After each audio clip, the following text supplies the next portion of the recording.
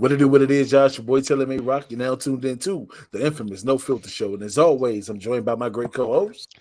Y'all know what it is. Villain in the white mask, Mr. H6K. Quick in the building. This Beast Bars and Faith. ENT. Yeah, yeah. Man, and of course, it's your man, Giamo, aka Non GMO.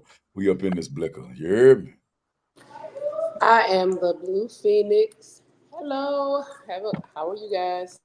Good, good. So y'all want to hear something funny? So I real live was shocked that Weezy got in on time, and I just added her. So when I added her to the jump when we came back live, I forgot for that little second that I was supposed to kick off the intro. I don't ask. I had a brain fart. That's why I was a little off. You know what I'm saying? But man, it's Thursday. How y'all feeling? Man, forget it. Let's jump right into it. What's up with your guy J. Cole, bro? God damn. Jeez Louise. Let's get right into it. Let's cut it all out. I want to know. It's Big Three talk time. You know what, bro? I feel a little aggression, and I don't fight on the inside. So let's take this outside.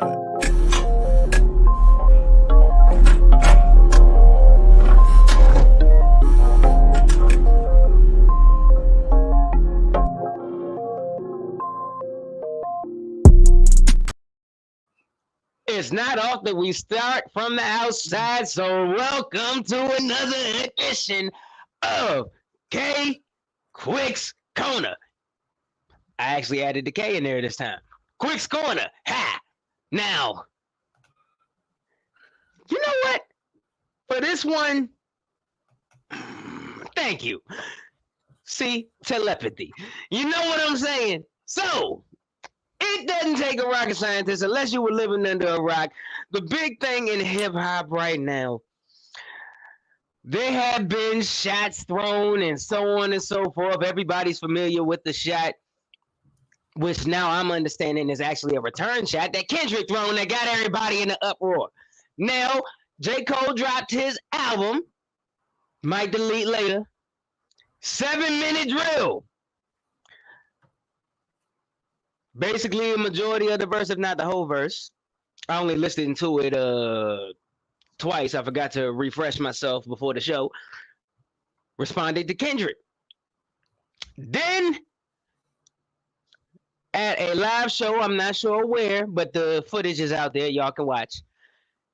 He gracefully bowed out, apologized for the diss track because, like, it didn't sit right in his spirit, so on and so forth. I'm basically cliff noting it. You know, I'm cliff noting it. So I feel two ways about this. And Styles P actually responded to this, and I actually mirror his feelings on the situation. The competitive MC in me is very upset with J. Cole.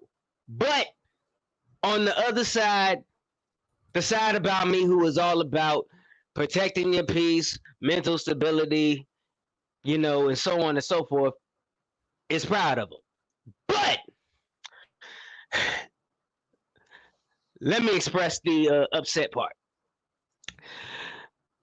All of that he did on stage would have been fully respected by everybody with no pushback had he not responded. Had he not, because granted, let's not, everybody who listens to J. Cole, you know this guy writes bars, takes little jabs, not even at people, but jabs and bars expressing that he's ready for the smoke. He is the best in the world, so on and so forth. But then when the smoke comes to him, he throws his dart back, but then before the bomb hits back at him, bows out. The MC in me looks at that kind of crazy. But I do acknowledge on my other side, took courage to do that, but you should you responded, bro. You jumped in the fire. You gotta finish the job. You gotta finish. That's just where I am. And before I go further, I want everybody else initial reactions to the apology in itself. Panel. Go ahead. I'm gonna let you. Okay, go ahead, Mo. Go ahead. Un momento. Un momento. We've been using hand sign language lately. We learned that real quick. We know exactly what the fuck every finger point means, right? But for me, this was the last of the light-skinned MCs. This was the last of the lyrical light-skinned beings that exist on this fucking planet that ain't talking about goddamn shooting and popping perks. This is my hero right here. And you bow out your spirit, nigga. Plus, he's a hybrid, so I'll take that back. He's not a true light-skinned man. He's half and half, okay? And for some fucking reason, I think his inner white person came out. Some type of weird Zen shit happened to him. Because if a motherfucker talks shit about me, I have light skin problems. I am going at your ass. I'm on your ass, and you better bring your ass to get some ass, nigga, because I'm on your ass. That's a military saying. You got to bring ass to get ass. So goddamn it, J. Cole, grow the fuck up and give us what the hell we need. We need some lyrical challenges out here. Please. It shouldn't just be the females. They don't apologize. They go hard. I digress. Please, Phoenix. I don't think you want me to. Oh no, please say what you want.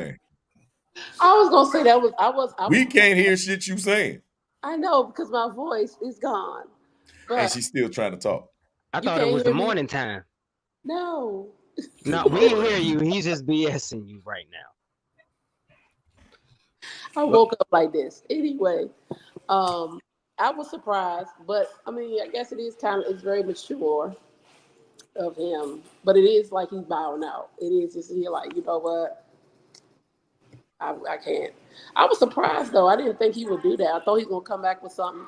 And then did y'all see? So they've been making, of course, skits and comedy things about this, and they talking about Drake called J. Cole cussing him out and talking about why you do this, you messed us up. They finally started to respect the light-skinned dudes and all this other stuff. And J. Cole said, man, he was talking about you for real. So it's like, it's a lot of things. But I was surprised, but it was very mature of him, I believe. Is it my turn? Quick, I've been waiting for this. I ain't even gonna lie to you. All right, so first and foremost, as a MC, I am disappointed that the battle did not happen.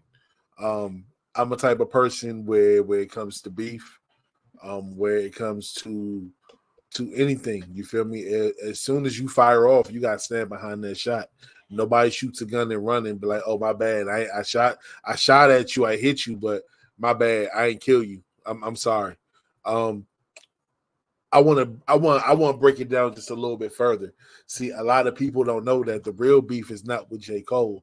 The real beef is with Drake. Drake and K-Dot been beefing for the past 10 years, and there's been things that's been going on. So I kind of feel like, yeah, Cole name was mentioned. I feel like him and Drake was on tour. Of course, they talking about that shit, you feel me, amongst themselves, and that nigga reacted off of ego when all in all, he realized got respect for Kendrick. So it's kind of like I'm disappointed, but in the same breath, for a nigga to be like, you know what?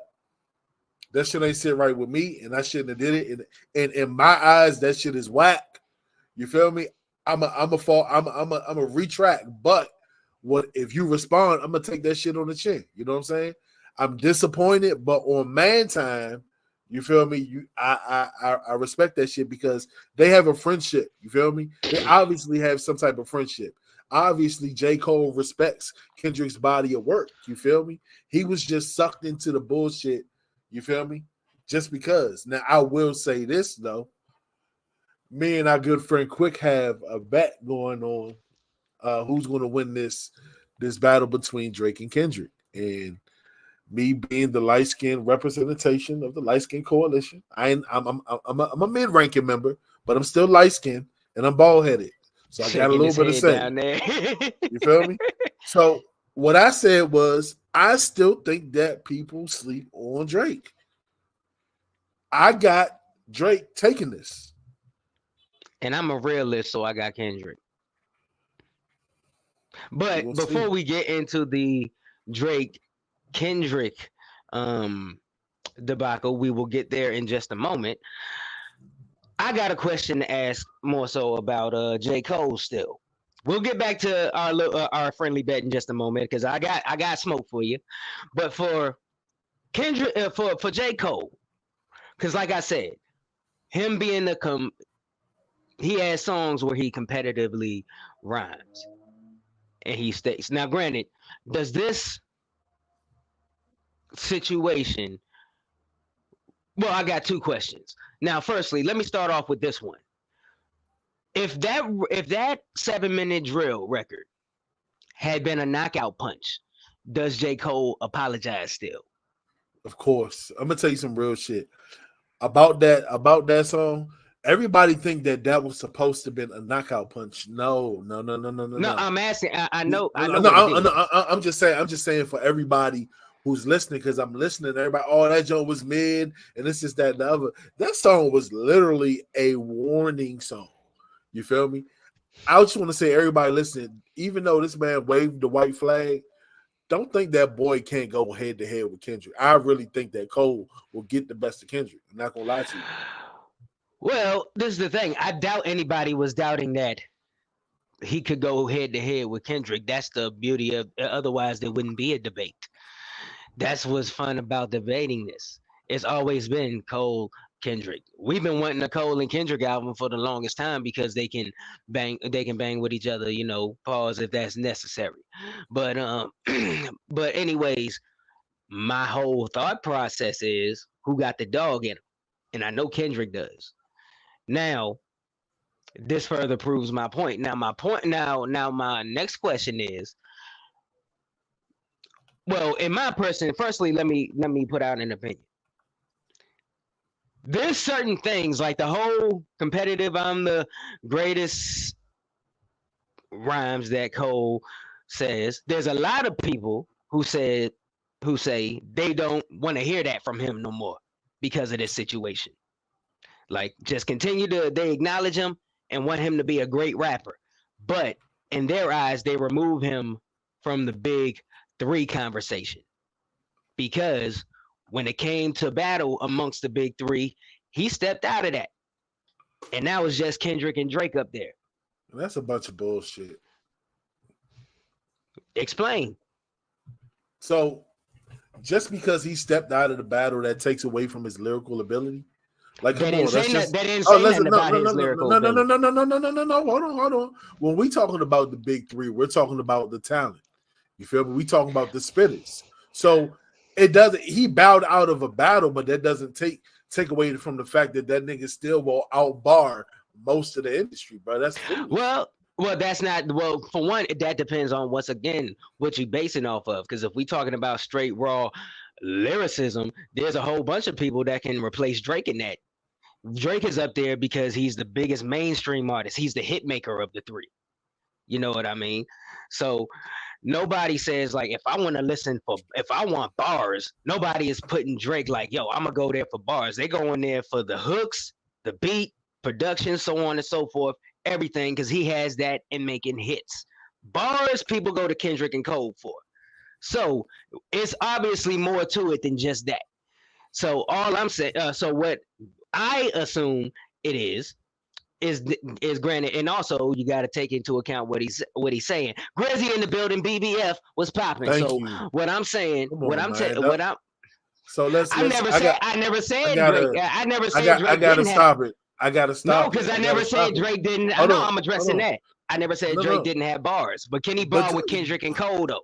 Yes, bro. This is the problem. This is the problem. The problem is Drake has so many commercial hits that's all people really fuck with and know.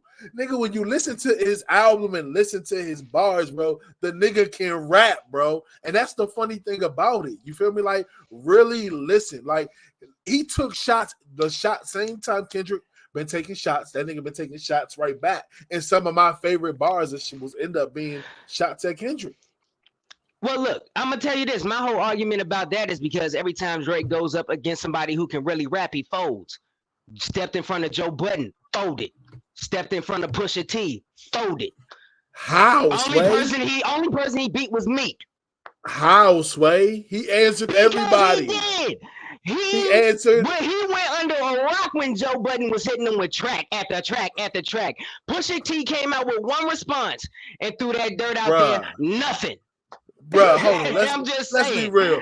Listen.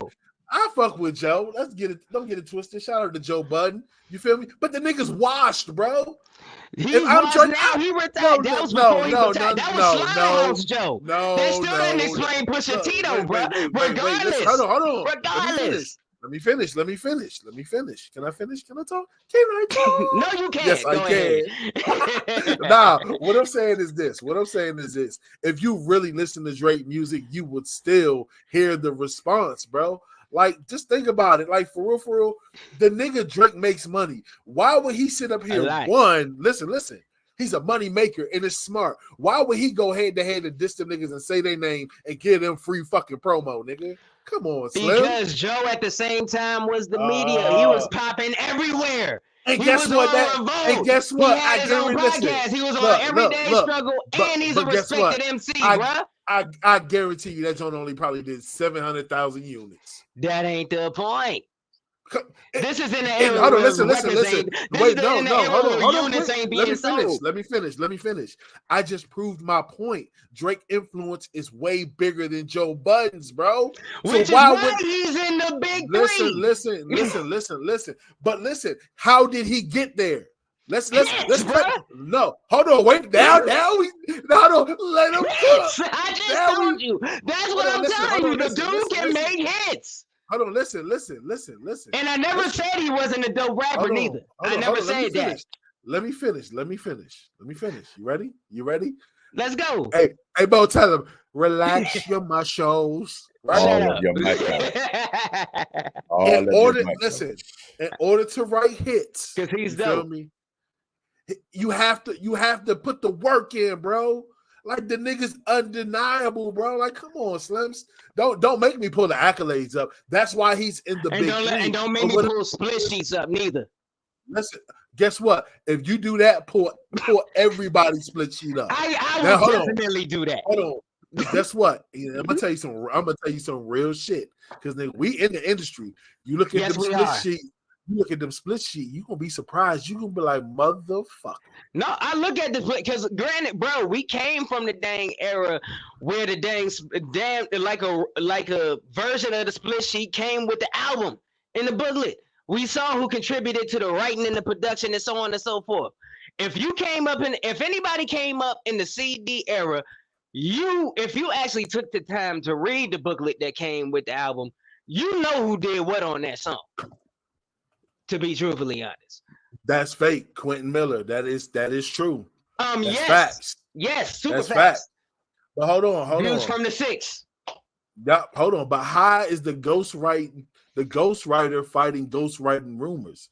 Like, that pen worked both ways, my nigga. He done wrote some of your favorite hits from some of your favorite rappers, but we're not gonna talk about that. Okay, but we talking about Drake. If when those rappers come up, we can talk about them too. Like, I keep the same energy with everybody. Can I interject real quick? You know that by now, right? Hold on. Let me say something real quick, Mo. We can hear you. Okay. Let me tell you what it sounds like quick. What it sound like? Tell me. Don't make me call my uncle to back it up. It sounds like you are really anti-light skin tonight. No. No J. Cole. Probably according to y'all, because this is the thing. I was whoever the Facebook user is, make sure you go to the actual page to view the video or state who your name is, please. So, but anyways, as far as the Kendrick, I'm reacting to the Kendrick and J. Cole situation because I'm disappointed. I was looking forward to seeing this back and forth. Because I love both MCs. You know what I mean? You know, if Drake jumped in, I'm not writing Drake off. Like he made a hit single out of Meek Mill. You know what I'm saying? So, but when it came to, I was excited for Kendrick and Cole for a completely different reason than when Drake jumps in. Kendrick and Cole, I know with that back and forth, I was gonna get straight, raw, complex, out of this world bars. Just raw, straight, pop, pop, pop, pop from them too. And maybe the hip hop purist and the lyricist in me, the MC in me is just disappointed. You know, that may be it. You know what I'm saying? And just coming from the battle world, that's equivalent the same way you say about Kendrick. That is kind of like Cole throwing the rock and hiding his hand. I respect because it took a lot of courage to what he said. Now to do what he do, but at the same time, Elsky shout out. But at the same time, I'm sure it would be more received by everybody as a whole if that statement he made on stage was made before he even thought about doing a response. Look, Wait. Before he even thought about doing a response, because apparently it was peer pressure. Quick. What's up? No, not peer pressure. Let me say two things, and then I don't want to talk you about. Said on stage. Listen. You know what? You're starting to remind me of a certain person that I know that just always talks and don't let nobody respond. I know him. I can't put my finger on. I let you talk. I know you're talking now. So nah. So don't do that. Nigga, I feel like the way he came off is the nigga responded too early. You feel me? He responded too early, and he did that shit off of ego. And you know that shit, bro. It takes a man to sit up there and admit that he fucked up with the ego. You made me forget my second point. What else did you say? You said something else about my light-skinned brothers I ain't like. What did I say about light-skinned people? I'm like, I thought I was light-skinned until y'all told me I wasn't. I don't know, bro. You want to trade? You on a trading block now? I have to talk to Andre about that one. Nah, but I'm gonna say this. I'm gonna say this.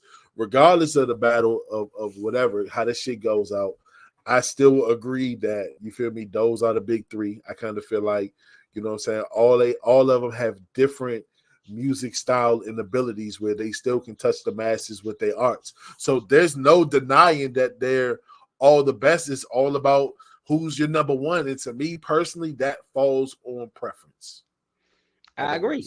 Now, granted, I was just bringing in disclosure, I was bringing up discussions that I've heard amongst people since this whole apology thing hit the media.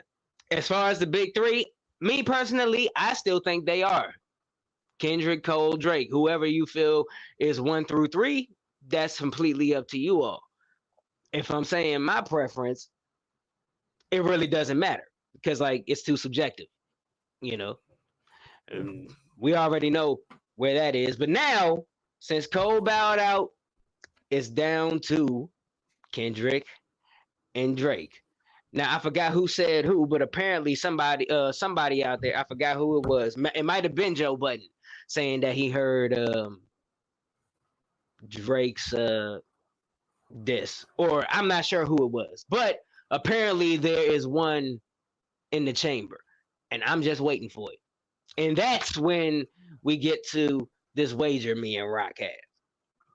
Yes, sir. You know, the economy's hard, and we feel like that if you're going to make the best bet, make sure you make it count. So Quick and I have made a bet of a full tank of gas on whoever wins this battle. You know what I'm saying? Yes, you can spend a lot with $60, but it's well fucking spent when it goes in your gas tank and your shit say full. Can I get an amen? And I'm actually, and like I said, 60, and he got a dang truck too. So right, he said, look, he left. He said, "Fuck that. That's only a quarter tank for me." Now, as far as measuring the finish line of this bet, we might as well get this out on air so we have a paper trail of this. How are we going to determine whether or not this battle of words has been fulfilled or completed? So let's go off of straight bars. Straight bars. That's it. I Straight mean, bars. but like, all right, straight bars. So Straight bars. we might have to do a pop. We might have to do a few pop-up shows when we do a bar read back or something, because this is gonna take up a lot of the show time. Now, look, what we're gonna do is we're gonna go live. We're gonna play the That's songs. what I mean. Yeah, we can do a pop-up. Yeah, you're right. You're absolutely right. So I'll say, and also, so what is it technically over when somebody stops responding, or like how do we determine that? Yeah, we gotta really judge it when whoever stops responding. So basically, we gotta wait it out and see what's up. Yep. Yeah. All right. So fair enough. We'll just keep you fully covered on here and so on and so forth. Now, my final words on it, then we'll get everybody else. Shouts out to J. Cole. It does not take away from how fire of a rapper he is. You know, as far as the battle thing, that's one thing. That's just not in his spirit. I respect it. MC Emmy is upset, but spiritual, protect your peace side of me that I always, promote to. Proud of you. Still the big three. Now, Kendrick, Drake, it's on you. Next, rest of y'all, please. Y'all finished, or is you fucking done? Well, fuck you. God damn. Who got a hard dick in here? Shit. I got a chubby on right now. I ain't gonna hold you though. I ain't gonna hold you. I am very disappointed in the fact that my man apologized, and that's the hybrid shit. And I can't get over that. I can't fucking get over it because I was licking my chops and I was fucking ready for the battle of the fucking century. You hear what I'm saying? This is the old school 90s. This is everything. This is West Coast versus East Coast without the fucking Biggie Smalls and Tupac shit, the real drama. I knew that they could keep that shit on pen and paper.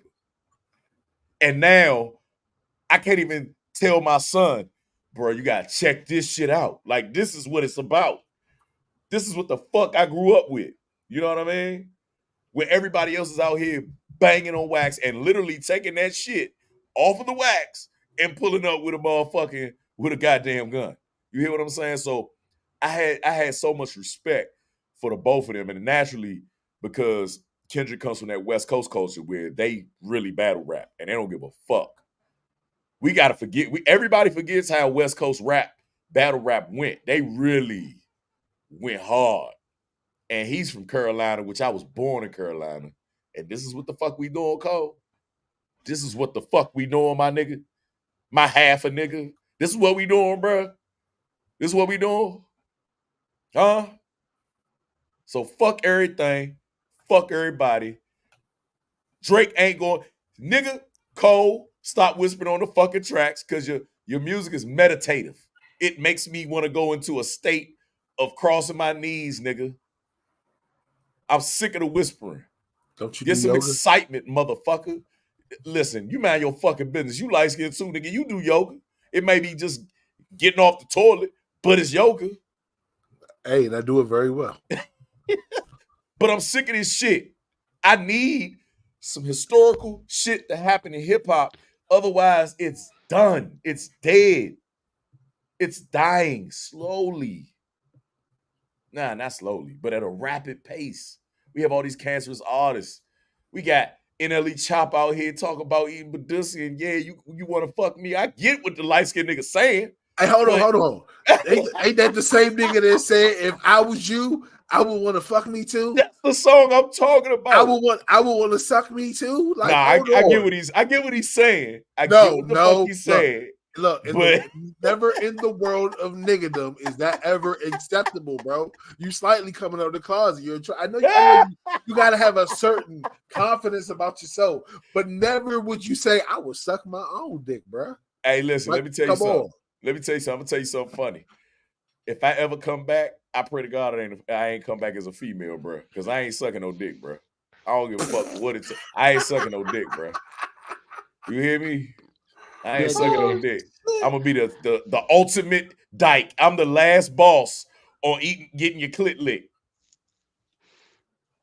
From the bike, as they like to say, not the back, the bike.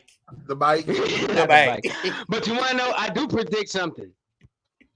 Because granted, Rock, I know we're basing it off of straight bars, but once again, being that Drake is a hit maker, I feel like that's gonna make like a top 10 countdown on the radio or something, whatever track he drops. You know, because he's gonna have he's gonna have like DJ Khaled do an intro or something. He's gonna pull out all the stops. Can we talk about something real quick? What's up? Can we not ignore the fact? Like, yeah, it was Meek Mill. And everybody say that, oh, it was Meek Mill. No, Meek can actually fucking rap. You feel me? No, Meek can rap. He can definitely rap. So, but you got to realize what Drake did to him, bro. That nigga went back to back on him, bro. And he talked this shit, and he had everybody singing it, bro. No, that's facts. Like I said, he's a hit maker. And if this was wrestling, bro, if this was wrestling, he would win and have crowd participation. He's the people's champ right now. You feel me? Well, but also what hurt Meek is that his diss record was just not good. He had the perfect, speaking of wrestling, he had an Undertaker sample. You know what an MC would do with you know what I would do with an Undertaker sample? Rap fast. And it was not a good diss. It wasn't. Literally, people, there were reactions to the diss, and it was the same reaction as mine. I was listening like. But you got to realize, bro. It was just not good. Like, even his delivery, it felt like he had marbles in his mouth. You know why? You know why? Because those two diss songs hurt me. He didn't expect for Drake to hit him like that. That's just like you fighting a nigga and you sleeping on him, and that nigga rock your shit. You like, whoa, hold on. This nigga also hit harder than I think. Also, Meek threw the first shot, so. Dang. Like, come on, so, man. Yeah. But Meek was the hottest, and I think he took pride in putting that one together. So, he made a hit off of Meek. Like I said, he made a hit off of Meek. Yeah, but Drake gonna have to win it for the light skin coalition. But also, do you know how much pressure that's probably going? Because now that J. Cole basically bowed out, he said his piece on it. You know, respect. But now that puts a lot of pressure on Drake in a sense to come with some crazy-ish. You know what I'm saying? Just know, I like to get my gas from Shell, and if you're nice at it, you can clean my windshield wipers while you cleaning up putting the gas. I will well, I'll do that right after you give me an oil change on my car. Go to the back. Go to the back. That was just way too much. That was way too much. No man is supposed to ever give another man an oil change. What is wrong with y'all? Y'all got like the most. It starts from the ass up, son. Oil changes start from the bottom up. I'm talking about a car. No fucking shit. Somebody said that we remind them of a Jeep, so apparently cars can be interchangeable. You know what an oil change on a man causes? Bruh, never mind. Well, like I'm saying, I got messy hand. I got a spot. Once you fill up the car, I can get I can get my joint detailed. I'll let you do that too. Oh shit! You want my hands inside of your car? Just rotate the tires. Oh no! We're pausing. Go to commercial. All right, so how do you like it? Now, how you like it? I'm You're gone, the only nigga. weird person on this podcast, boy. You don't like it now, yeah? Oh, he made Mo walk away. Walk away. You got him to go. Hey, Mo. Yeah. Hey. First walk off. That wasn't me. That's a 2-pointer, bro. You get 2 points for that one. Yes. I will take that there. I made him leave. That made my whole month right there. It's fucked up, bro. I can't combat that type of shit, bro. Like, I be trying. Man. But it be fucked up sometimes, bro. So look, what else are we talking about other than those two light-skinned guys, man? Not those two. I do scared. Cause that's what we're gonna refer to them as, because you're anti-light skin. They might guys. No, I'm not. Stop, bro. You get on my nerves, though. So I have something on IG that I would like to share. Let's see if we get this shit popping. What's I the mean, fuck it. word? Let's start off with something crazy. You hear me? Let's go with it, Rock. You pull up. What in the All right, y'all. shiznit is this? Y'all ready? Let's get it. All right, let's go. Hold on, shit. I'm getting all lost. All right, here we go. That be wearing these panties right here. Y'all be looking so damn good. Pussy be sitting so fat and juicy. What the Fuck that pussy. Just like that. Now, the female that Yes, sir. Yes, sir. Not in the store. Yes, sir. Yes, ma'am. straight for the crotch, huh? And this is why you supposed to wash your shit before you I know he put that back. I know because them baby drawers. is- What woman is that size? It's Weezy, a lot of you small go, women please. that wear that size. I Hell not no. one of them, but there Hell are no. women that wear that size. They we can wear them. They stretch, don't they?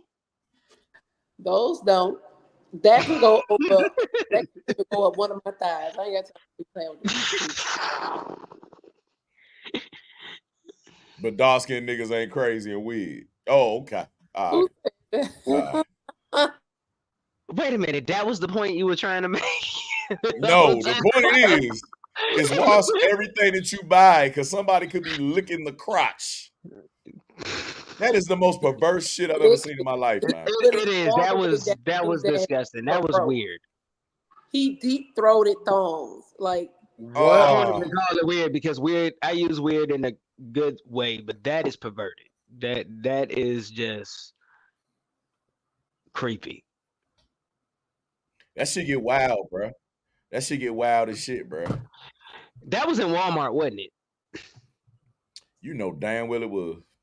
Because have y'all ever been on a website? Somebody Google it, please. There's a website called peopleatwalmart.com, I think. And it literally is a website dedicated to all the crazy stuff and people you see in Walmart. Because granted, there was a skit where there was a meme where people from the Target walk into Walmart disgusted. You know what I'm saying? It's like Big day fact. and night. The upscale folks go to Target and then because they're like basically the same thing, but one just seems more upscale than the other. But you go in Walmart, I mean, people will jump right out of bed in their drawers and just go to Walmart. It's just wild. Shit get It's crazy, bro. Shit get crazy. Now, let me see something. How many people love the artist Shaggy? Oh, that's my dog, Mr. Lava. Girl. Yeah. Yeah, that's my Have dog. y'all actually heard his real fucking voice? Yes. Sounds completely different. Maybe the audience didn't, right? So naturally, he's a motherfucking Marine, right? And I can't stand these niggas. Shout outs to the Marines. But I fuck y'all up in a fight. Can I ask you something? Why do the armies and the Marine? Why do people in the army and the Marines have such beef? Where does this stem from? I always wanted to ask this. Bruh. Well, for a long time, deep rooted, for a long time, even to this day, it's predominantly white ran. So it gets a little weird at times. Like they're they're a racist type of branch, okay? Which all of them were, but the Army and the Air Force used to be one, and then they branched off and made their own. And so usually, like my uncle that when I said I was going into the military, he said he'd kick my ass if I go into the Marines. He was a Marine drill instructor. And so he did 15 years in there. And he said, man, that ain't no place for no black man. So it's a lot of bullshit that happens. My little brother is a former Marine, but shout outs to the Marines. I mean, it ain't nothing that deep. But just know that we whoop your ass in football. We whoop your ass in basketball. We definitely whooped your ass in a fight. I remember that fight in San Diego. Yeah, we definitely take your ass up out of here. You hear me? So yeah, it's whatever. But I want everybody to actually listen to Shaggy's real fucking voice. You pulled that up, bro? Huh? Hold on. Uh-huh. 1 second. There we go. There we go. All right. Let's get it. We got to hear this shit. Sometime Mr. Lover. Yeah. But I got this voice by mocking drill instructors in the military. Because in the Marines, the drill instructors would go, "Hey, boy, drop and give it 20. Let's go, boy." And I would mock them as a form of joking. Because it motivated, your platoon. I just sang that song in that voice. Mm-hmm. It sounded cool. And all of a sudden, O Carolina blew up, and now I'm faced with a situation that I'm going to have to sing every song like that. If you listen to songs like Big Up or Mumpy, those songs are sung in a different voice than O Carolina. It's a different tone. It is not the same tone as I would on O Carolina. All right, we're not going to keep going there. What do y'all think about that? I mean, that's usually how, to be honest, that's especially in music, that's how you kind of stumble upon gold mines, because he did that as a joke and it worked. You know what I mean? So you kind of just got to go to where the bag is. I mean, if it ain't broke, don't fix it. He did that as a joke, and when it caught on, he kept doing it.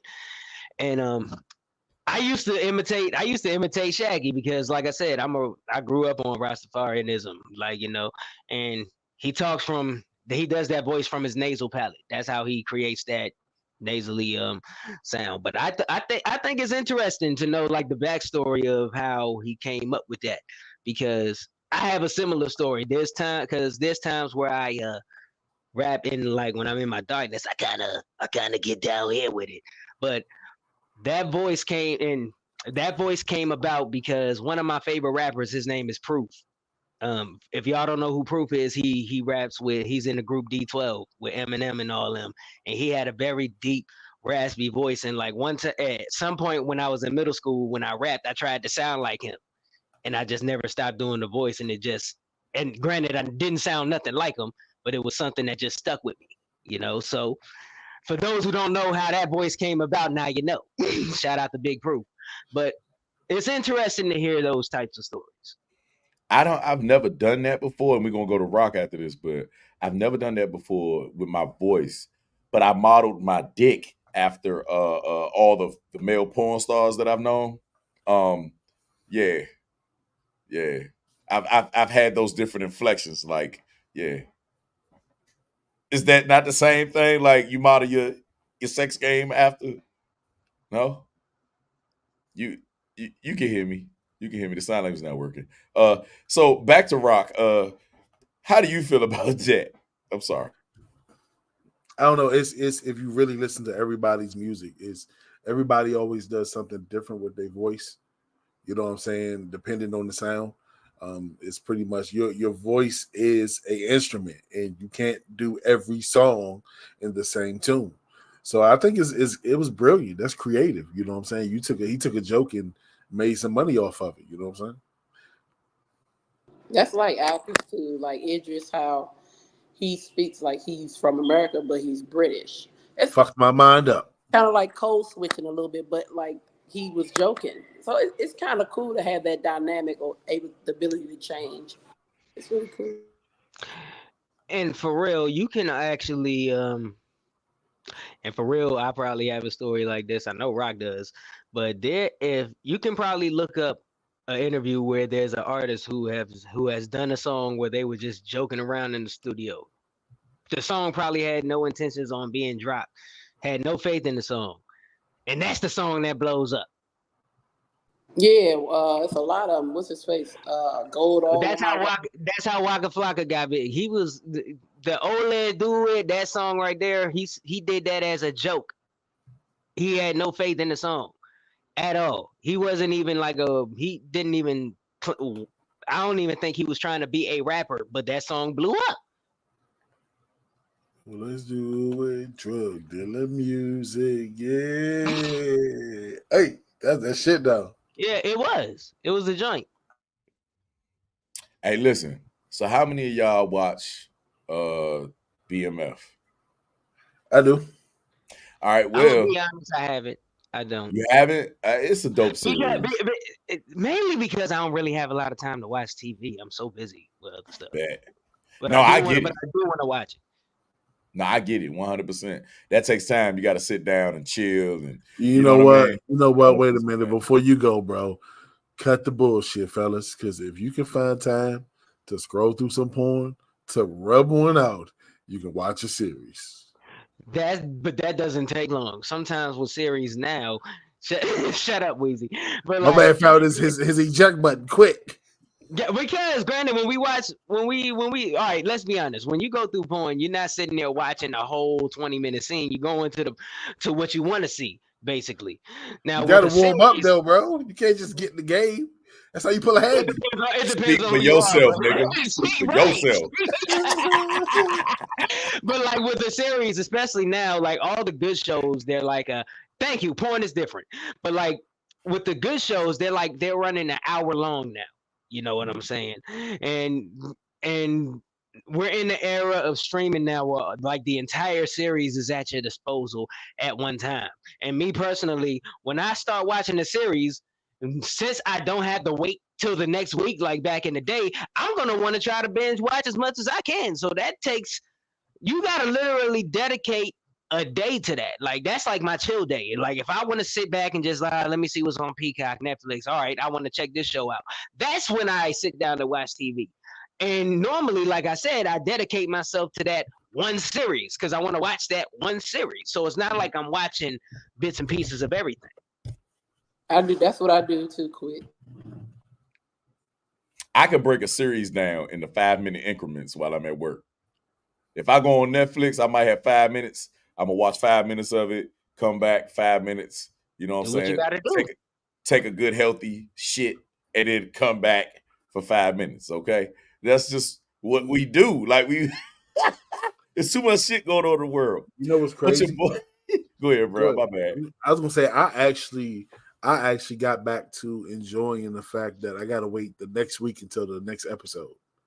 That's an exciting thing. Like that is an exciting thing. And honestly, because I don't know if you guys done tap back into X-Men 97, but they drop their episodes on a weekly basis.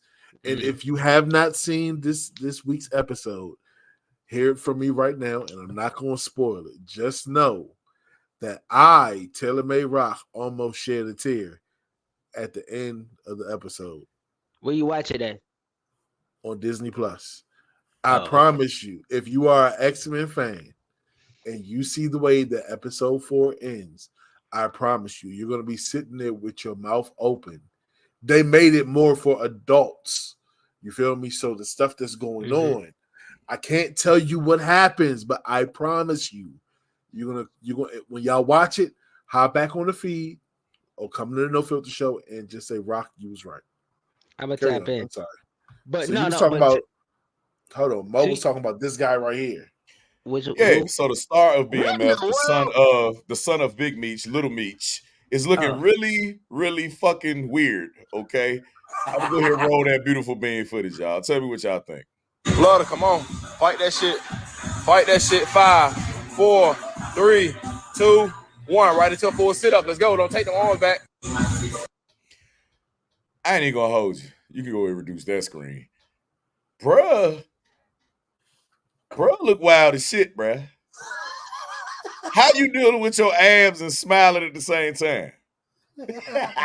No, don't come on. Don't go off camera quick. Do not do it. Do not leave me alone in this world, bro. You are supposed to grit and grind your teeth or something. You're not supposed to be Fire Marshal Bill in that shit. Let me tell you something. With the big ass New Balance on. Maybe he's excited about the results he's about to obtain with this workout. So he's just happy. Bruh, I don't give a fuck what it takes. You're supposed to look a little angry while a man is rooting you on to have better abs. You shouldn't be shiny and talk about some come on, get it, baby. Get it. You got this. You have this. I'm not smiling while no man is trying to tell me how sculpted I am. Say that again. I'm sorry. It's motivation, bruh.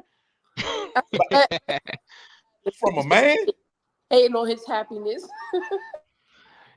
I'm sick of these light-skinned niggas. The light-skinned shit is getting out of control. Hey, man. Hey, you're part of us. Watch what you say. Don't down us. Oh, nigga, I am thinking about separating myself. No way. You Can I look ask you pink. something since You're partially pink. Right now you are. I don't know what's up with your lighting, but yeah, you kind of got some Patrick Star stuff going on right now. Oh, that's what you feel like. Oh, sorry. No, sorry. I'm just going off. He said you were pink, and I'm like, well, dang, I just noticed. Yeah, he is kind of pink. That's because I've been laughing, motherfucker. I'm flushed. You're I hate to tell you that, but light-skinned men get flushed.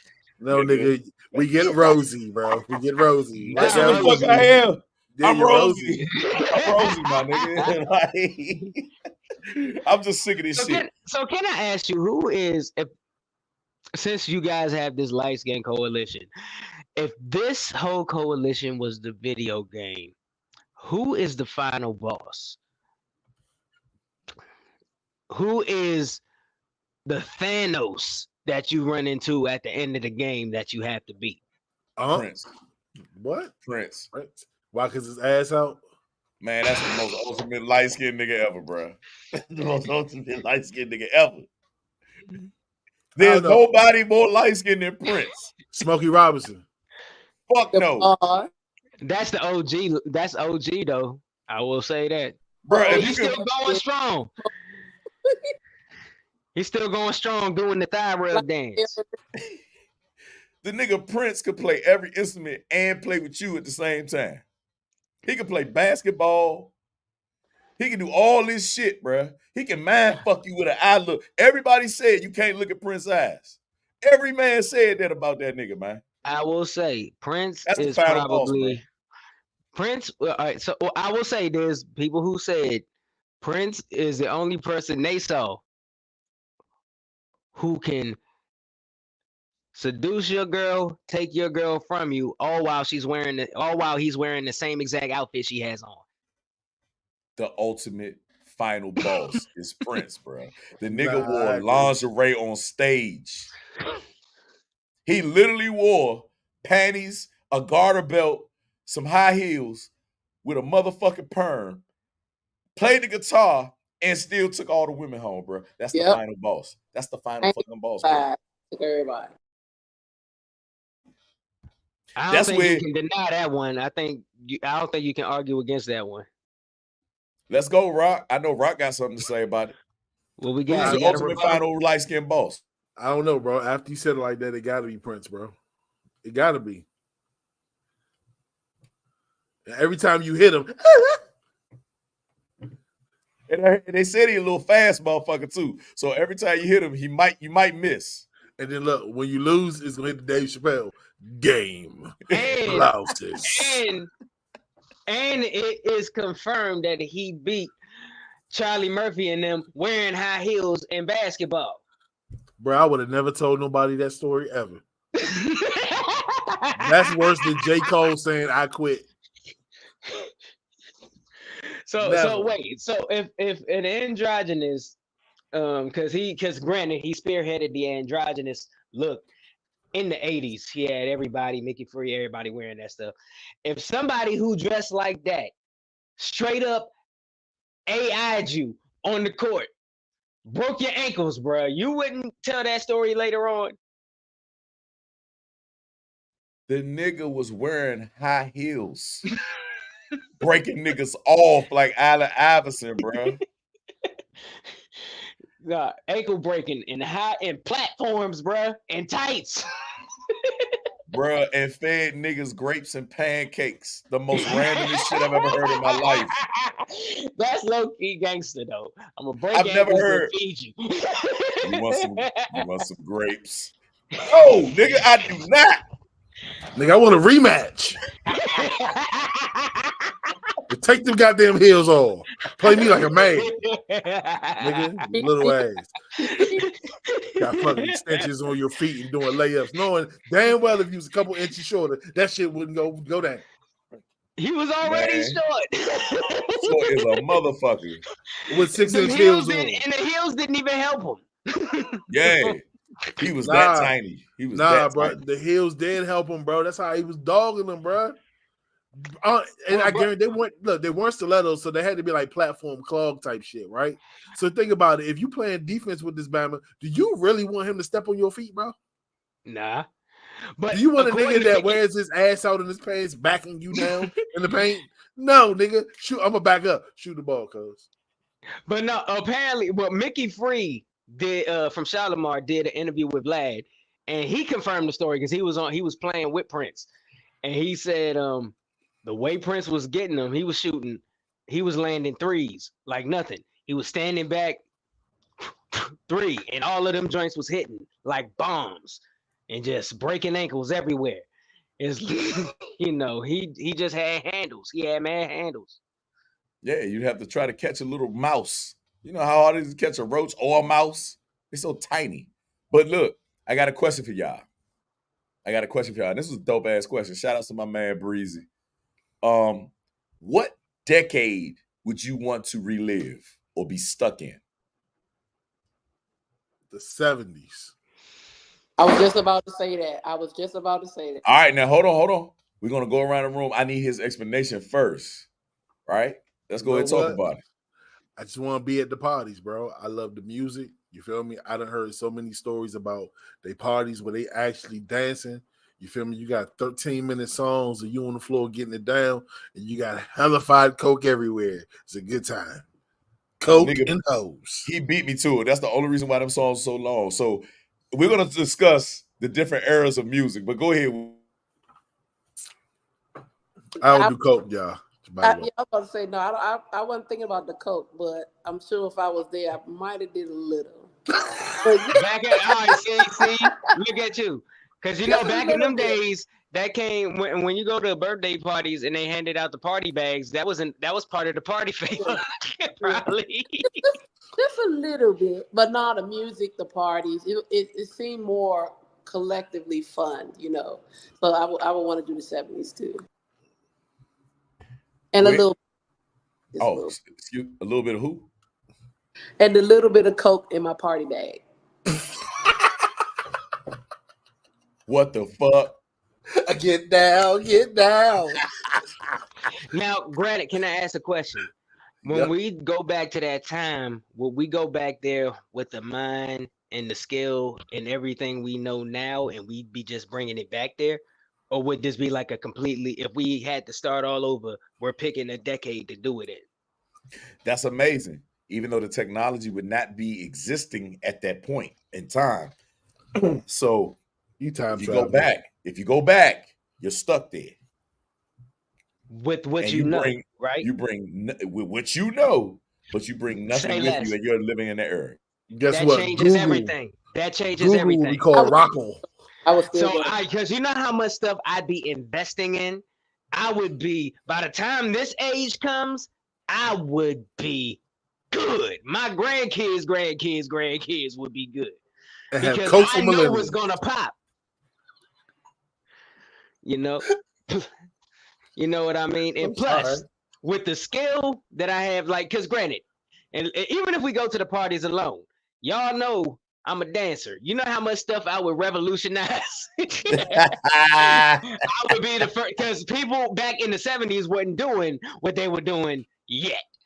They were still back in the old school pop locking. Now I do that too. But if I bring the Indian lock and the gliding in there in 1970, picture me somebody doing that in 1971. Hey, bro, Quick gonna be the nigga from over Hot Tub Time Machine, bro.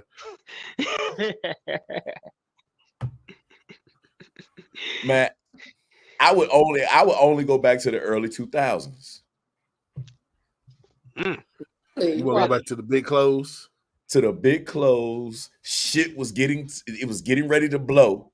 Pause. Yeah. No diddy. It was getting ready to blow up, and everything was on the cusp. It was right there.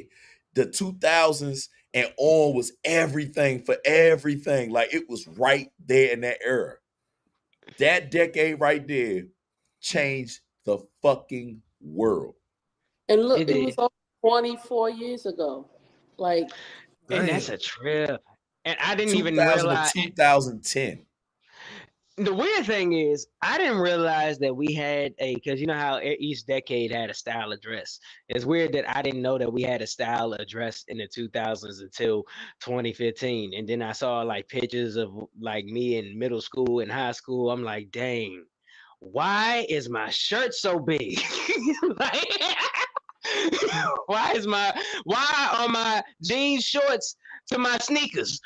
Like straight up. You didn't know if you was from Baltimore or what. That shit made no sense. We wore shorts, y'all. We wore shorts that came to the top of our shoes. Straight up. It was Yeah, weird. capris Like, Had on. on gauchos. Capri, low key, yeah. They were capris. And yo, and there was this I that drove that was, big. yeah. Yeah. I bought some But briefs, took up most of those jeans. The shit was crazy. But And, there was there was people who was there were those are people who boxers, was bro. yeah, and there were people who were skinny as heck, weighing $105 in high school, wearing 5X shirts. Oh, wait a minute. Stop right there. 5X. Stop right there. I want to send a special fuck you to those people because that was like my size. Like y'all niggas was buying my shit. Like nigga, Mine too. I was a big dude back then. I'm just trying to get regular clothes that fit regular for me, not extra big. Y'all come in there taking my shit. Like nigga, what am I supposed to wear? You were ahead of your time, bro. You were ahead of your Straight time. up. Hold on, but it's fucked up because if I got anything bigger at the time, it would have to be a bedroom fitted sheet. So that means the 70s. So that means I'm sorry, quick. So that means the No, you're 70s good. for you would have been excruciating because they wore nut huggers and bell bottoms, bro. Like Nah, they showed their shape. Yeah. No, but hold on, bro. It would have been fine because I would have been doing a little bit of coke. I would have been skinny, and I would have been fine in the tight clothes. Get down, get down. Oh yeah, that's the psychedelic era. Like I will say, Rock, if you talking like that, your sweet spot in time would probably have been between 77 and 84 to the whole time. Because that's when the psychedelic and all that stuff and all those festivities were taking off. You would Oh, have wait been a there. minute, wait a minute. The 60s. Quick make Those you were the seem flowers. like I just take shrooms, I do coke, I pop Molly. You feel me? I'm off the boot. They No. wouldn't have been able to find. They wouldn't have been able to find you. You would have been on stage with the parliaments at that point. Nah, You would I have found a way. joke about the coke, but honestly, it's just it's really the music. You know what I'm saying? Like Of I used to course. sit in my father's music room and listen to his records on the actual record player. You know what I'm saying? And when you really listen to it, you learn the definition of what a pocket is. You feel me? That's when the beat is continuous. It ain't no rolls. They just holding the beat straight. And that pocket is a groove. You feel me? Once a band sit in that pocket, you can dance and party all night. You know what I'm saying? It's just that feeling. You know what I'm saying? It's just something about live music that puts me in a whole different zone. So now that you mentioned that, right? The pocket, 13-minute song straight. And the fact that you mentioned the superhero of all this creativity, cocaine. We had different eras where the music was just different, right? So if we go back to the 60s with jazz, that was marijuana. That was that Bush, right? That was the Bush era. That was when they was doing all that weird, crazy collective shit. And that's when you had Marijuana Madness, and they always compared it with jazz players. The 70s was the Coke era. That's when you had no less than 7 minutes worth of a song, and they held the pocket. That was the Coke era.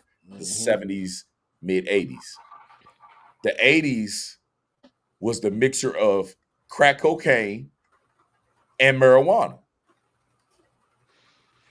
The 90s was pure weed from Biggie Smalls to everything. It was slowed down.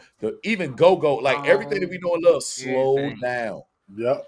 Bone, Cypress Hill, the whole nine, yo. The marijuana changed the game. The drugs changed the game. And now, then we get to the 2000s. Can y'all name a drug that was available back then that they was taking while they was making music? E-pills. Well, I will say it, but you want to know something?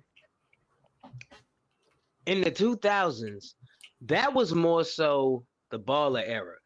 That was more so like the Cash Money, like the flex your money types ish. You know what I mean? That was like the baller type era.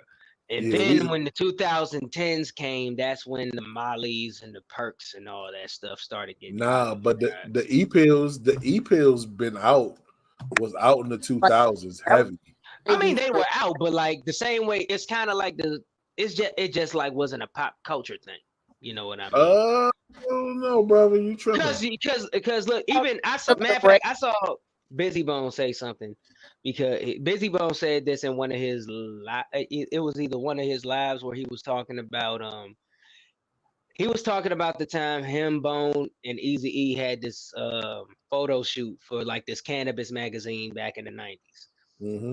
And he said something how like back in the 90s or like in the early 90s, people who look like weeded out, they look cool because like, yo, he smoke heavy, he must got money and all that kind of stuff, yada yada yada. But then you fast forward now, if somebody looks high and all that, they like, man, he on that stuff. Like, you know, it doesn't look good. It's like, yo, because it's like, because of like where the drugs that are popular now, when you see somebody like that look drugged up, you think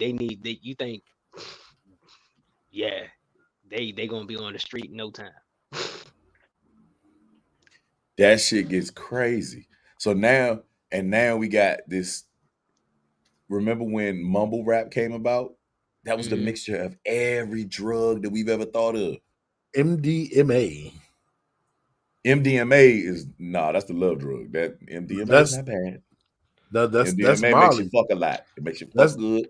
But that's what they characterize Molly as. Nah, but Molly actually is a mixture of crack and motherfucking MDMA, which MDMA is hard to come by. I thought that was supposed to be like a low grade ecstasy or something. I didn't know it was all that stuff. No, Molly is a mixture of every fucking thing you could think of. X was pure. Oh god. Actually, ecstasy is also known as Molly. It's another form of Molly, bruh. Yeah, but it's more in that Molly than it is the ecstasy. That's how I ended up with my balls in a pot of ice, bruh. Now look, I'm reading it on, goddamn it, on the DEA website. Nah, real shit. It says, what is ecstasy / MDMA? But it says also known as Molly. Ecstasy and MDMA acts as both as a stimulant, hallucinogen, producing an energizing effect, distortions in time and perception, enhance enjoyment of tactical experiences. Nigga, it's a difference. I almost died. I had to put ice packs all over my neck, my armpits, and I put my balls on my back in a pot of ice. And this is from Molly? Ecstasy. Some floating in ecstasy. Classic I drink, can't fade. I cannot fucking fade. Oh no, that's my jam. That's my fucking jam. That's why I did it. Fucking with Bone. That's why I did the shit. Fucking with this. That's why I remixed that joint. But like, and I'm thinking to myself, what if even get high? Hey, that's my shit. That beat come on, you already know. Everybody knows when that beat come on, it's time. Like it's a party. I tried to walk, but I was slow. Hey, listen. I couldn't do ecstasy. I don't know. Look, I'm a weed smoker. I've been a weed smoker since I was 17. You know what I'm saying? I've never been brave enough to try anything else. I definitely do want to try shrooms sometime soon. You know what I'm saying? I'm hitting my 40 shorty. I might microdose. Or I might take a whole trip and talk to some trees. I'm good on all that stuff. I'm good. Nah, I ain't gonna hold you. You know, we can go down the rabbit hole when it comes to shrooms. I am the subject matter expert on that one. And the fact that the military is using it for people with PTSD, I think everybody should give it a shot. It's not what you think it is. It is actually pretty fucking dope. Gnarly. Yeah. Hey, listen, let's go ahead and share the screen one more time, man, because I got a question for y'all. I'm gonna let y'all listen to this one. Wildest Ask Uncut we have ever received. I'm at an absolute loss. My fiance and I have been together for 6 years. We have an amazing relationship, and shortly after we got engaged, we decided to make our secret fantasy a reality. I asked my fiance if he would be willing to have a threesome, a one-off experience for us both before we get married. We both agreed to doing this, and I ended up asking a friend of mine if she would be willing. We all agreed, and after a lot of great communication, we worked out what we were okay with and how it would all go down. Fast forward to the night, we all had quite a bit to drink. To be honest, the whole night felt like an exciting blur. Last week, she called and dropped an absolute bombshell on us. Is the Bombshell on us. She called me when I was at work and told me that she was pregnant. I don't even have words. Pregnant. Pregante. And that my fiance is a father. I called my fiance straight away. He said, "Oh my God, I actually think the condom did break, but I was too drunk to remember or to even think about talking about it." She's decided to keep the baby. Holy shit. I know. She said, "I feel really blindsided. I have no idea what to do. How do I even process this? My fiance and I do want kids together one day, but the idea of him having a baby with another woman makes me feel sick. How do we explain this to friends and family? How do we know if this can even work? I feel so overwhelmed. I don't know." You can go ahead and digress that one. You can minimize that screen. Talk to me, people. Talk the fuck to me. Phoenix, let's go. Bomb first. Bomb first, Phoenix. Let's go. Wow. Wow. Yeah. Whatever that was. Wow. Hold on. Before you go, I'm so sorry. I got a text and I wasn't able to listen to the video. Can somebody explain what the fuck just happened? Watch it again. You ready? Play it again because I need to get my argument together. Let's go. Wildest ask uncut we have ever received. I'm at an absolute loss. My fiance and I have been together for 6 years. We have an amazing relationship, and shortly after we got engaged, we decided to make our secret fantasy a reality. I asked my fiance if he would be willing to have a threesome, a one-off experience for us both before we get married. We both agreed to doing this, and I ended up asking a friend of mine if she would be willing. We all agreed, and after a lot of great communication, we worked out what we were okay with and how it would all go down. Fast forward to the night, we all had quite a bit to drink. To be honest, the whole night felt like an exciting blur. Last week, she called and dropped an absolute bombshell on us. Is the wild bombshell on us. She called me when I was at work and told me that she was pregnant. I don't even have words. Pregnant. Pregante. And that my fiance is a father. I called my fiance straight away. He said, "Oh my God, I actually think the condom did break, but I was too drunk to remember or to even think about talking about it." She's decided to keep the baby. Holy shit. I know. She said, "I feel really blindsided. I have no idea what to do. How do I even process this? My fiance and I do want kids together one day, but the idea of him having a baby with another woman makes me feel sick. How do we explain this to friends and family? How do we know if this can even work? I feel so overwhelmed. I don't know." Go Australia. I don't know. How you had an ordinary? Go ahead. Go ahead, Rock. What you got? I mean, well, we had Phoenix. Go ahead, Phoenix. Bomb first. Bomb first. Okay. So, first of all, you never ask your friend. Ever ask your friend. And the fact that she agreed, she probably wanted to sleep with him anyway. Okay. Second of all, it's not this man's fault. Y'all was drunk as shit. So you can't blame him or, not move forward. This was something y'all agreed upon. Now, the fact that she keeping this baby means she wanted to fuck this man, and now she got his baby. It's something there. Because why would you agree to have a threesome with your best friend and and her man unless you really want to sleep with him anyway? They dumb as shit. That's all I got to say. And she shouldn't stop the wedding or stop them getting married because of that. They have no control of what this woman does with the baby, and she ain't got to explain nothing. It's not her baby. That's that's within their confines in their relationship. The consequences for not protecting yourself, and even if he had used the condom, it's a possibility that she could have still got pregnant. Either one of them could have gotten pregnant. So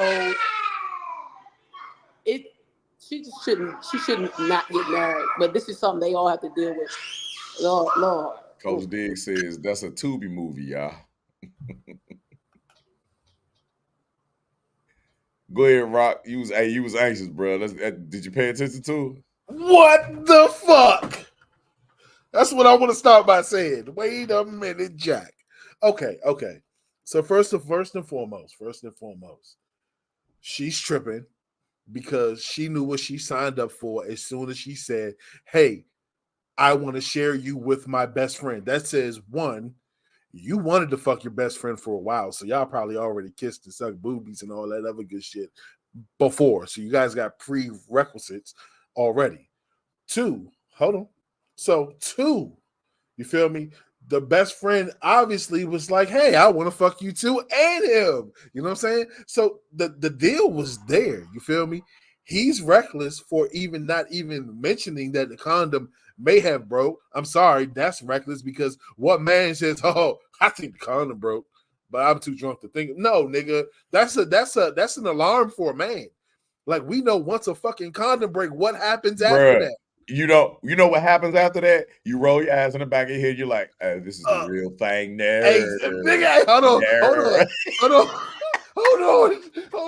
My nigga, that when it first happened when we were young, I swear to God. It happened. The most conflicting situation ever. Do I stop? Right. That's Like when your you got mind, that. your mind say stop, but your body just be like, "Oh yeah, I'm about to dog this show." God. No, I'm gonna tell you, that is the time, that is the point in a man's life where Oh shit. the measurement of their maturity and responsibility is really on Front Street. Well, look, How let me say, are you going to restrain? Do you keep going? Because you're right, and it happens right when you about to finish. I was always immature. It's hard to stop nothing, bro. You cannot stop coming. Nah. I have stories. You cannot stop coming, bro. Like, there's no way to stop. You know what I'm saying? It's the next question is, okay, so what's gonna happen is this pill. It's called a backup plan B, right? It's like a Skittle. You just pop it with some water. It may not have a taste, but you just over the teeth, through the gums, go stomach, here it comes. Because it may be a junior coming in. I don't want no more juniors. I have pharmacist friends that they know exactly who the fuck is coming for a plan B. First thing in the morning. They know immediately. It's a look. That means they're regularly there. No, bro. It's a look that the couple gives them that they know when they coming in for a plan wow. B. Man, look. And I was one of those assholes, y'all. I will admit. Well, I have a confession to make. You know what I'm saying? Me and wifey had to make up for some time for our little debacle, you know what I'm saying, that we had last year. And I've been completely reckless. I don't even go to the store. I just DoorDash them now. You know what I'm saying? I need my other soundboard. Tear the club up. Wait a minute, you DoorDash them things? Yes, bro. DoorDash. No. Yes. Somebody better go have surgery. Right? DoorDash plan B? Yes. That is crazy. Where's she at? Hey, look. Let me tell you like this. At first, we be like, it ain't going, don't you do it. And then when we get in the motion, that don't be just so good. And she say them 3 words. And we men, we know what them 3 words Leave is. Yup. When she say that, it's a wrap. You gave me. She wrap her things around your nigga. Bro, you can be the new sponsor. You need to be the new sponsor for DoorDash. They need to give you an endorsement. I said, wait a minute. I don't have to be like James Harden with the step back, and I can be like LeBron and run the lane and dunk it, nigga. Oh, nigga, I'm putting up a 40-piece every night. You said it's worth that delivery fee. Hey, man, look. I'm trying to tell you. Right. One time go on that table because y'all playing with stuff. I'm definitely playing with stuff. Hey, Weezy, I said he had another one coming, right? He keep at this. It's gonna be here. Hey, well, look, motherfuckers, I'm practicing. He had another one coming. I'm practicing, motherfuckers, guys. Hey, it's gonna be the you almost there. Come on. Rock 3.0 coming soon. I will say this, fellas. The one feeling that I got when I was broke as shit and I had to go buy that plan B while I was making the mistake was, do I eat tomorrow? or do I dine tonight? Yes. Yes. I ain't dying tonight. Every time. Every time. Hey, look, I got one more thing for us. Well, this is for the millennials. Oh, hold on. Quick never said Oh, anything. my bad, Quick. Sorry, bro. Oh, about that? Well, she knew what she was asking for. She knew, like, for one, that's a precaution that you were supposed to take. You're supposed to weigh all possibilities, you know. So now it's out of your hands. Because now we're the same way we're in the wave of, which I do believe this, women's body, women's choice. Now it's not your body, ma'am. It's the participant's body and her choice that you have no say in, that you invited to the party. So it's a very compromising situation, but what you want us to say? She gotta be step mommy. Step mommy.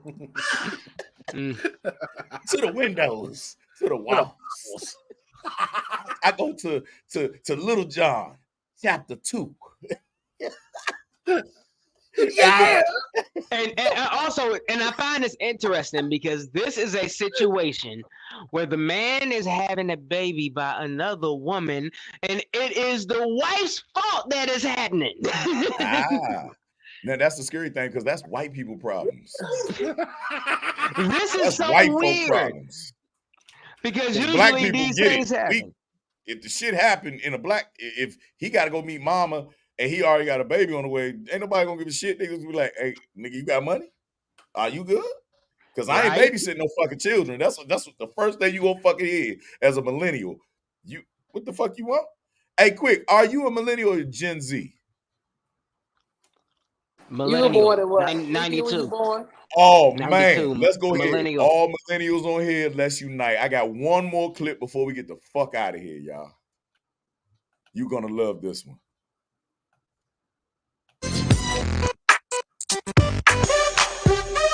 Yeah!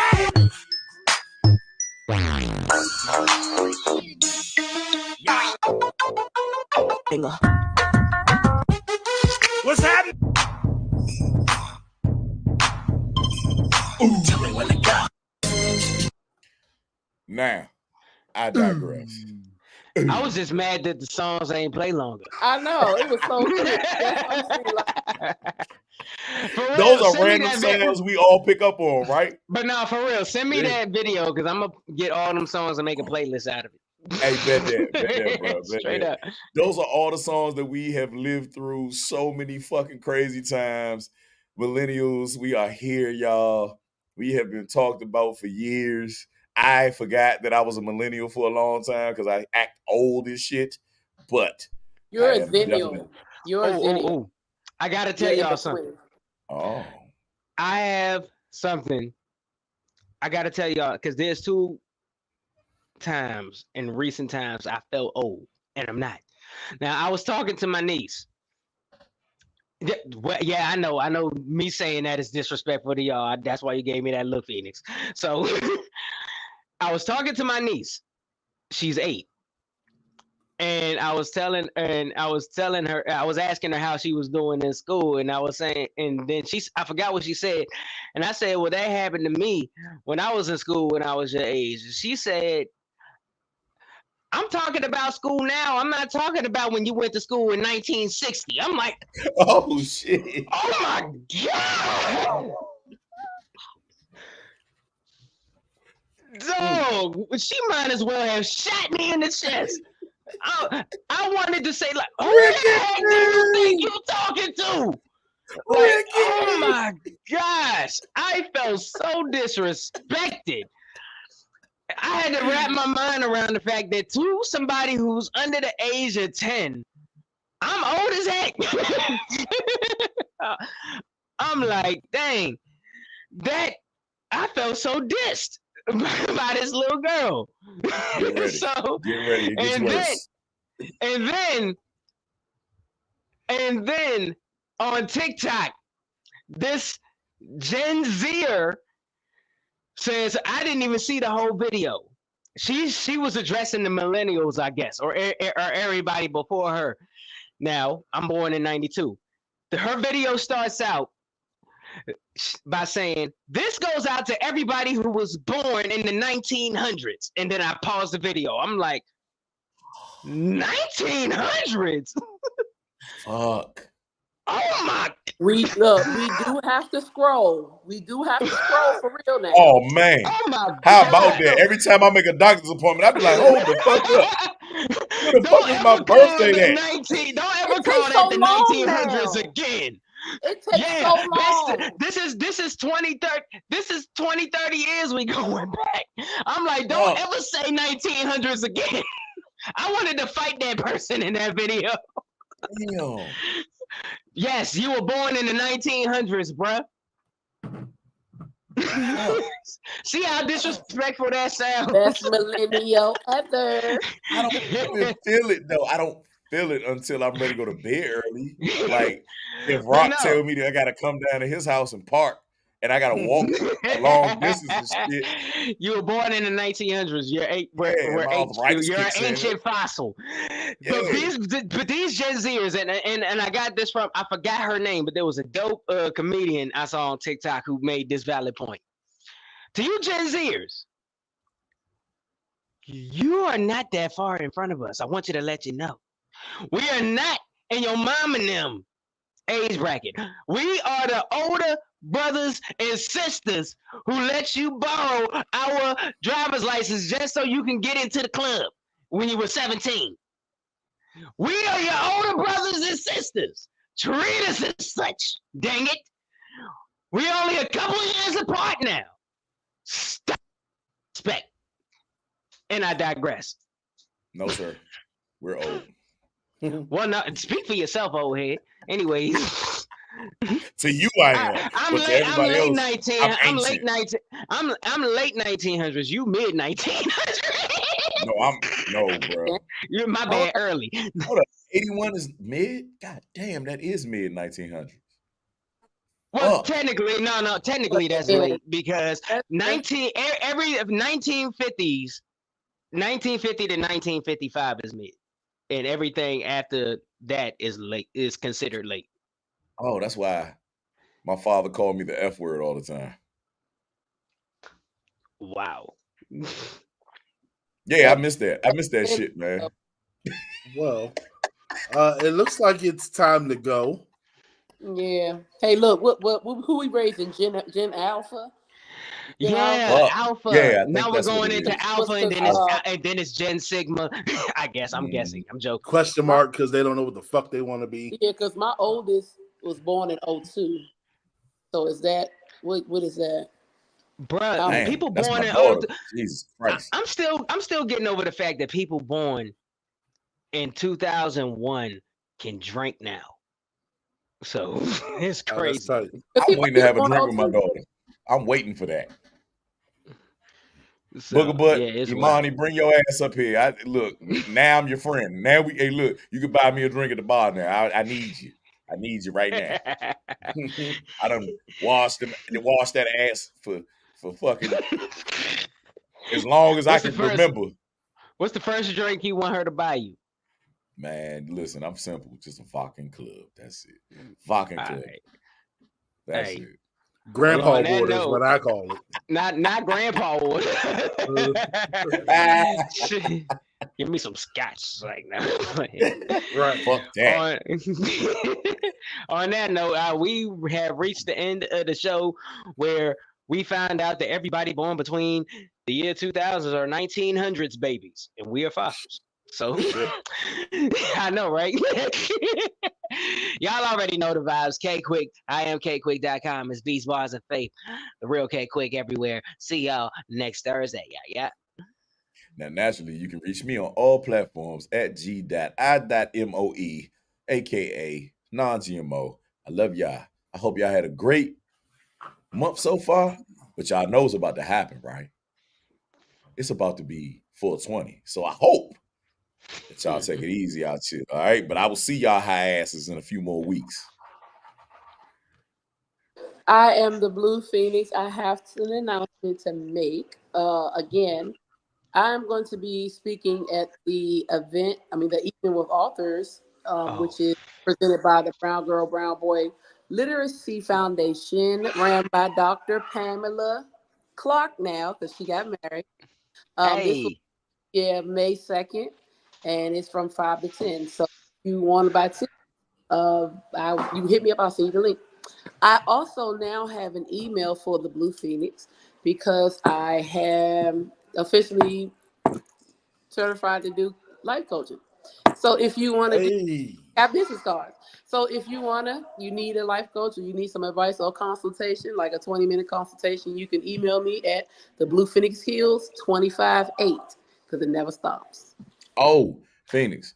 Another thing you forgot to mention that everybody out there, if you can reach out to her, she's also doing a TED Talk on how to change diapers and milk your breast. So make sure you check her out. Okay? I would definitely do that because I've changed diaper and milked my breast. The whole time I was gonna let you finish your announcement. I was gonna let you finish your announcement because I could have swore you was about to announce that you was having another one, number 6. Like I could have sworn. That's why I let you finish your announcement.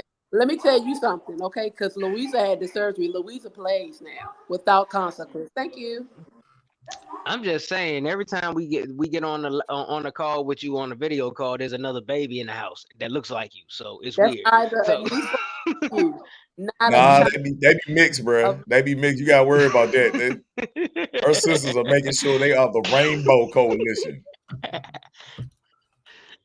It's always a new Mexican baby in the house. That's what happens when you move uptown. You gotta worry about this. No. All my children are indigenous to this land, okay? We's black, okay? You are going for Biden's plan. Tell your sisters calm down. Move back with the Negroes. Then we just have a conversation about we can't control people's coochie. Okay, I run mine. All right, well, you need to sneak them. Look, I know they like to drink water and shit. You need to make sure they get the Plan B water. Oh, shit. Hey, go ahead, Rock. My bad. Hey, shit. Go ahead. All right. B and C. I'm sorry. Y'all, wow. So look, I'm gonna end this show on a different note. Normally I'm not the one to explain myself, but in the process of my healing, I gotta speak my mind just because of some recent events that just happened. I'm gonna do this out of respect to myself and most of all my moms. So I'm gonna tell you a story, and I'm officially telling my side of the story. And after this, I'm not explaining myself to nobody. So my response is going to be shut the fuck up and go watch the No Filter show. It's everything that you need to know is right there. So let's step back. December 2020, my mother went into the hospital because she was having complications with her heart. It was supposed to be a simple situation where they installed stents, but they realized that she needed to have a bypass. Once they got in there, they did a triple bypass. Everything was successful. It was a tough road ahead because my mother was a diabetic, and as you know, diabetics don't heal very well. The surgery to her heart healed well, but her scars, her wounds from them doing the surgery didn't heal. They just kept getting bigger and bigger. So it ended up stretching across her body and going down the side. You know what I'm saying? It was a pretty big scar. My mother was in the hospital for almost a year, fighting for her life, trying to get back, and she just couldn't. The last year of her life wasn't the best, but I've never seen her faith waver. And she always said that, if it's God's will, it's his will. And she stood on that. Even when we got the worst of news and the odds was low. So during that time, I started to see the true colors of my family. I had one uncle, and to save myself, I'm not going to say no names because they are petty. I had one uncle try to get me to sign over my rights to make the decisions about my mother's health when she was unable to make decisions, when she just wasn't herself. Her being in the hospital and the medicines, her state of mind decreased. I was told that I didn't care about my mother just because I chose not to move her back to the hospital, formerly known as Greater Southeast. And she was in, I decided to send her to Johns Hopkins, where she had the highest percentage to possibly pull through. I was ridiculed the whole time, the whole time my mother's calling me on the phone at night crying, and I'm up at night while everybody's sleeping in their bed, and I'm there. I'm on ground zero, and I'm there. So fast forward, I had to go to the hospital and sat down with the medical professionals, and they told me that there was nothing else they could do for my mom. So right then and there, I had to make the decision to put my mom in hospice. Before we got to that point, my mother and I had a conversation of certain things that she wanted and certain things that she didn't want. One of her wishes was for not everyone to know where she was, and she didn't want to be seen in that condition. It was only a certain list of people that could come. My other uncle was told this as well as his wife. They went against my mother's wishes and leaked the address to where she was in hospice. I went to go visit my mother, and I seen family members walking out, and I'm asking them, "What are you doing there? You're not supposed to be here." They turned on me. They told me I was wrong. I was disrespectful. I'm only acting like this because I'm hurt. They deserve to see her because they like their cousins, but they're more like sisters.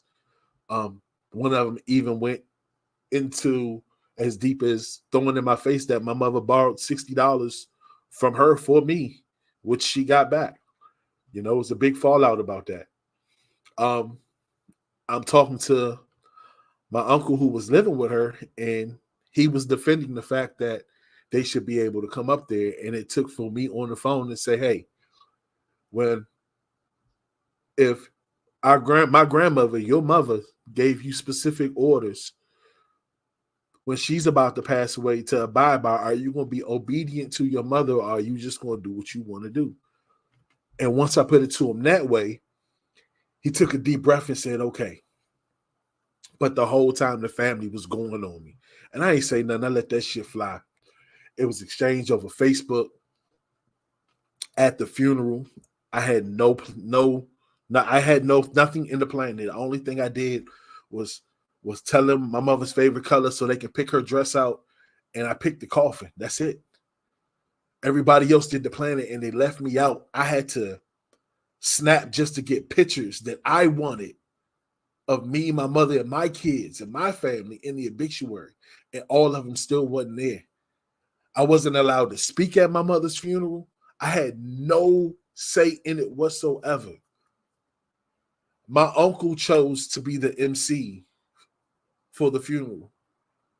I had a cousin, an aunt, that got up there and threw a shot at me because of the shit that was going on social media in front of everybody while I'm sitting there trying to hold it together because my mother's laying in the coffin in front of me.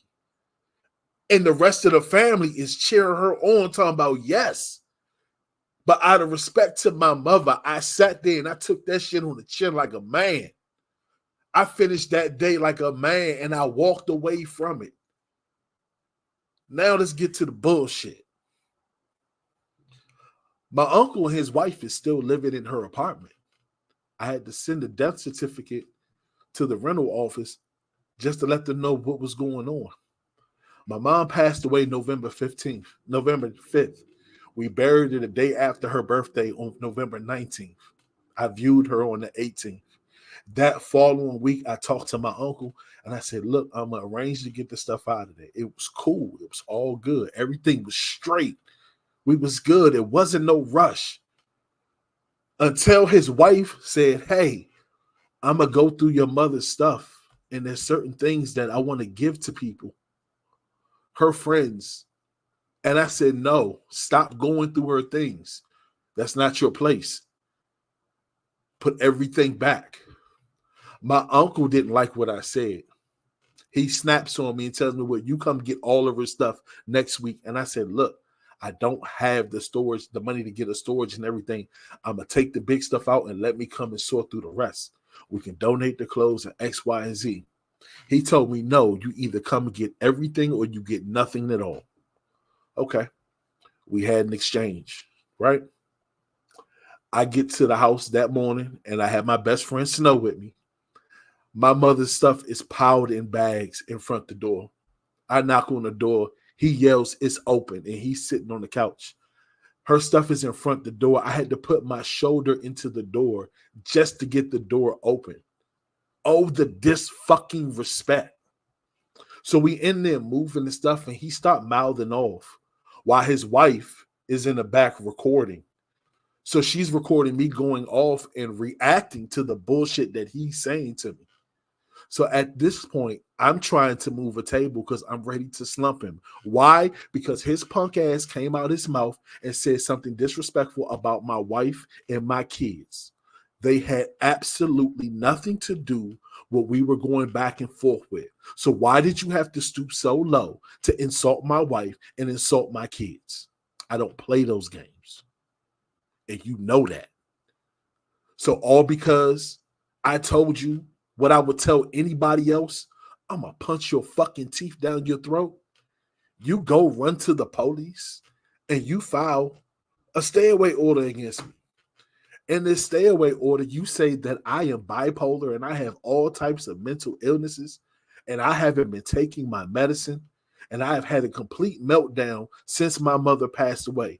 Let's get it straight. I do not have any mental illnesses. I'm not on drugs. I'm not strung out. I am in sound, sane mind. I've always been.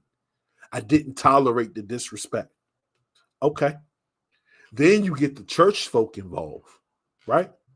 So now the church folk involved and they picked a side because you told them a one-sided story. Y'all sat around the fucking table and talked about me like a dog. Knowing damn well y'all knew what it was.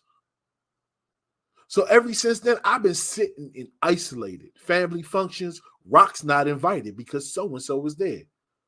I watch holidays of my fucking family get together and not invite me or my family. My mother passed away. Not one fucking person picked up the phone, not just to call me. Fuck me. Nobody called to check on my kids. Those were her only grandkids. But y'all catering to everybody else's kids that's not blood? Where the fuck do they do that at? Y'all fucked up, man. I'm tired of hearing these stories about me that I'm just an animal. That I just go to fuck off. No. I go off when I'm disrespected. I stand on principle. And y'all fucked up. You hear me? Every last one of y'all. And no, this ain't no threat. This is a promise. I said what I said, and I meant it. If anybody has a problem with me, feel free to drop your location, and we can link up and talk about it, or do whatever you want to do. But at this point, I'm no longer explaining why I went off. That was my mother. I came from her. I know that's your sister. But guess what? My DNA is closer to hers than yours is. Respect my peace, leave me the fuck alone, or deal with the consequences. And once again, it ain't hard to find me. Follow me on all social media platforms at TaylorMade Rock. It's Big CL Suge. Man, suck my dick and get with me.